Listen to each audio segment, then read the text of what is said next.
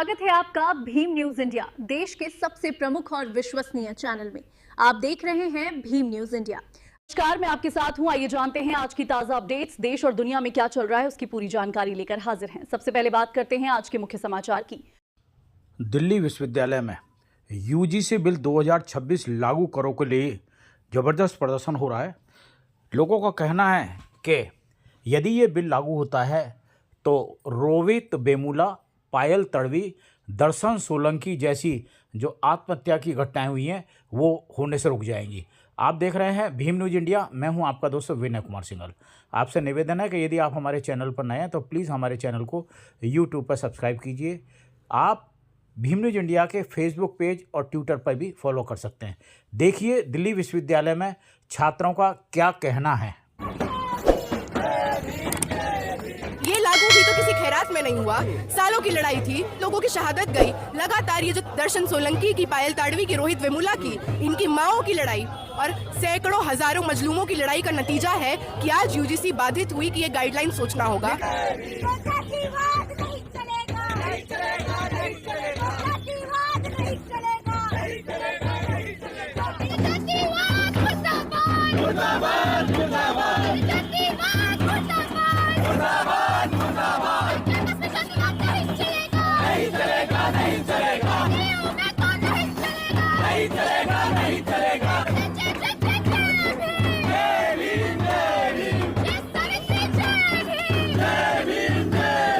मैं जिस कॉलेज से पढ़ के निकली, 2 साल पहले वहाँ के फेस्ट में हरासमेंट होता है। IPCW 230 written complaints of sexual harassment were submitted to the ICC। 230 complaint और 2 साल हो गया है, एक न्याय नहीं हुआ। हम यूनिवर्सिटीज में वाइस चांसलर वही लोग नहीं है तो दलाली करके, चाटुकारिता करके भाजपा RSS के एक तरफा नतमस्तक लोग बैठे हुए हैं। आज हमारी यूनिवर्सिटी के कॉलेज के प्रिंसिपल्स तक वही हैं, HODs वही हैं। तो ये न्याय नहीं होगा। इस तरह से आपको स्टूडेंट रिप्रेजेंटेशन देना होगा। रही बात केसेस की, सर क्लास में तो इस तरह की बात होती है कि अच्छा तुम इस समुदाय से हो, हमें दिखेगा कि कोई शर्मा है, मिश्रा है, झा है, नंबर मिल रहे हैं क्योंकि मास्टर भी उसी कैटेगरी से है। क्लास आए ना आए, असाइनमेंट दे ना दे, क्वालिटी हो ना हो उस असाइनमेंट की, लेकिन कोई कुमार है, कोई उस तरह से बहुत विजिबली मार्जिनलाइज कास्ट से आते हैं तो उनको नंबर काटा जाएगा। देखिए एक चीज तो बहुत अब्सर्ड है कि आजकल जिस तरह से न्यायपालिकाएं काम कर रही हैं कि पब्लिक ओपिनियन क्या है, पब्लिक डिस्कोर्स क्या है, उस पर, उस सेंटिमेंट पे फैसला लेंगी और न्याय देना, बराबरी सुनिश्चित करना ये दरकिनार कर दिया जाएगा। आज इस देश में जहाँ पे हम देखते हैं कि एक तरफा जातिवाद का अलग अलग स्वरूप हर दिन हमको देश में, समाज में निहित दिखता है। हम जिन इंस्टीट्यूशंस में पढ़ते हैं वहाँ पे किस स्टूडेंट को कितना नंबर तक मिलेगा ये भी आपके सरनेम पे तय हो रहा है। बिल्कुल हो रहा है। नई शिक्षा नीति आने के बाद से आज मास्टर के हाथ में 45% नंबर का है और लगातार सरनेम देखकर कि कौन से समाज से आते हैं, कौन से गांव से आते हैं, किस शहर से आते हैं। 1.5 साल पहले शहीद भगत सिंह कॉलेज का प्रिंसिपल एक दलित छात्र को बुलाता है अपने कैबिन में और जाति सूचक गालियां देता है, मारपीट करता है। लगातार हम लोग उस साथी के साथ संघर्ष करते हैं, लेकिन आज वास्तविकता ये है कि SC ST एक्ट के तहत मुकदमा दर्ज नहीं हुआ है। तो जिन फॉल्स नैरेटिव की बात की जा रही है, फॉल्स केसेस की, इस देश की वास्तविकता तो ये है कि सच्चे मुकदमे भी दायर नहीं किए जाते, दर्ज नहीं किए जाते और सजा, सुनवाई और न्याय तो बहुत दूर की बात। अधिकार हकूक की बात करें तो कहा जाता है कि महिला ने मैनिपुलेट किया, झूठा रेप का मुकदमा दे दिया। डाइवोर्स के केसेस में हम देखते हैं कि ये तो पैसा लूटने, पैसा झांसने की तरकीब है जब महिलाएं एलिमनी मांगती हैं। तो सामाजिक रूप से जो लोग हमेशा हाशिए पर रहे हैं, मार्जिनलाइज रहे हैं, वो जब आंख ऊपर उठाकर देखने की चेष्टा करते हैं तब इस तरह का प्रोपेगेंडा फैलाया जाता है। और हम लोग आज एक यूनाइटेड फॉर्म में ये कहने आए हैं कि यूजीसी की गाइडलाइंस को रोहित एक्ट के अनुरूप लागू करना होगा, पहले से भी और बेहतर रूप से उसमें मॉडिफिकेशंस के साथ लागू करना होगा। जिस देश में जो खुद को सवर्ण कहते हैं, किस ना जाने किस अधिकार के दम पे कहते हैं, क्योंकि आप एक जाति विशेष में पैदा हुए तो आप सवर्ण हो गए, आप ऊपर हो गए। आज जो बौखलाहट इन सड़कों पे दिख रही है वही बता रहा है कि यूजीसी गाइडलाइंस की कितनी जरूरत है इस देश को। लगातार जो धरने हो रहे हैं, ये धरना किस लिए हो रहा है कि हमको ऑपरेस करने का राइट होना चाहिए। तो ये बहुत शर्मजनक है। देश की प्रगति शिक्षा से होती है, बराबरी से होती है। तो आज ये पूरा हुजूम आप देख रहे हैं, दिल्ली यूनिवर्सिटी के छात्र साथ में आकर कह रहे हैं कि हम न्याय और बराबरी के पक्षधर हैं। जहाँ एक तरफ आप कह रहे हैं कि यूजीसी इतना प्रोग्रेसिव कानून लाएगा, वहीं दूसरी तरफ विकसित भारत अधिक्षण ऐसे शिक्षा पे जो VBSA बिल आ रहा है 2025 का, वो पूरी तरह कह रहा है कि 3 महीने में तो यूजीसी को ही गायब कर देंगे। तो ये किस तरह की खोखली राजनीति हो रही है, ये हम समझ रहे हैं और हम पुरजोर समर्थन में है यूजीसी बिल के, और हम इसको रीइंस्टेट करा कर आए। गाइडलाइन और यूजीसी का ही एफिडेविट है जो 25 में सबमिट किया गया कि 118% मामले बड़े हैं कास्ट डिस्क्रिमिनेशन के। लगातार 2018 से 23 तक 13,626 स्टूडेंट्स ने ड्रॉप आउट लिया है आईआईएम्स, आईआईटीज और सेंट्रल यूनिवर्सिटीज से।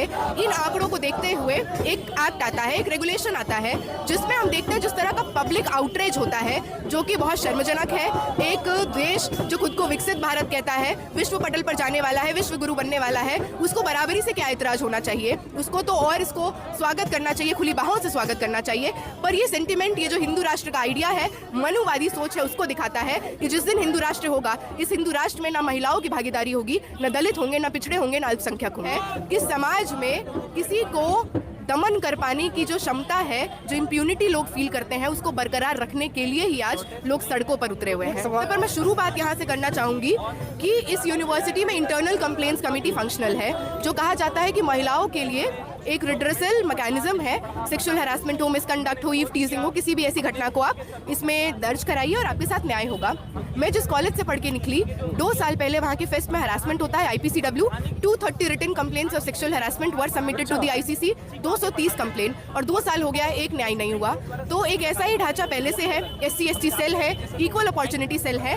बात इनके इंटेंशन की नहीं है, बात है इनको इतना खोखला बना दीजिए, जो UGC की गाइडलाइन भी कहता है कि इसका अकाउंटेबल पोजीशन का हेड तो दलाली करके, चाटुकारिता करके भाजपा RSS के एक तरफा नतमस्तक लोग बैठे हुए हैं। आज हमारी यूनिवर्सिटी के कॉलेज के प्रिंसिपल्स तक वही हैं, HODs वही हैं। तो ये न्याय नहीं होगा, इस तरह से आपको स्टूडेंट रिप्रेजेंटेशन देना होगा।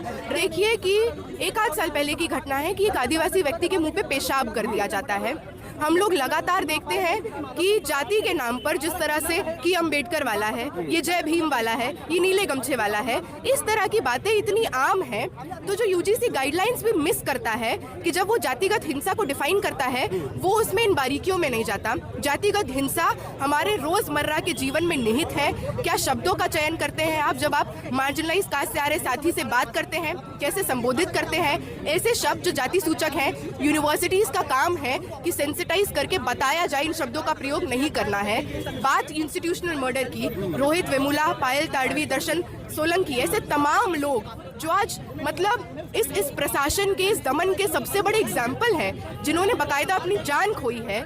ऐसे तमाम लोग, 80 से 90 लोग 1 साल में मारे गए हैं इंस्टीट्यूशनल मर्डर में। तो हम लोग देख रहे हैं कि इस UGC गाइडलाइंस में ये बात भी मिसिंग है, जबकि रोहित एक्ट इस बात को सुनिश्चित करता है कि डिस्क्रिमिनेशन एवरीडे होता है, डिस्क्रिमिनेशन वर्ड से होता है, इंस्टीट्यूशनल मर्डर से होता है, अलग अलग फॉर्म्स में उन लोगों को रिस्पेक्ट ना देने से होता है। लेकिन इसमें फिर से ये मेंशन नहीं है जो इस्लामोफोबिया इस देश में निहित है। इसी देश में मौलाना आजाद नेशनल फेलोशिप होता था, जो मार्जिनलाइज मुस्लिम साथियों के लिए रीढ़ की हड्डी का काम। एक तरफा साजिश जो हमारे आंखों के सामने चल रहा है। यूनिवर्सिटीज को ऐसा बना दीजिए कि पहले ही लोग ना आ पाए इस सेक्शन से, ऊपर से जब आ जाए तो इस तरह के प्रोग्रेसिव एफर्मेटिव एक्शन वाले पॉलिसीज को लागू मत होने दीजिए। तो हर तरह से ये तो दमनकारी नीति ही है। खिलाफ फैसला ले लिया। अगर वो यूनिवर्सिटीज में ही आ जाते तो उनको समझ आता कि देश की आबादी भी तो एक बड़ी आबादी अल्पसंख्यक है। जो लोग राज पाट भोगते हैं, जो लोग सुख भोगते हैं, वो तो सही में कम है संख्या में। संख्या तो मजलूमों की, गरीबों की, आदिवासियों की, दलितों की, मुसलमानों की ज्यादा है, महिलाओं की ज्यादा है। तो मेन स्ट्रीम मीडिया ने जहर को फैलाने का काम किया, हर तरह से आग लगाया। हमने देखा कि लिटरली इस तरह के फॉल्स नैरेटिव्स को, फॉल्स न्यूज को, मिस इन्फॉर्मेशन को फैलाया।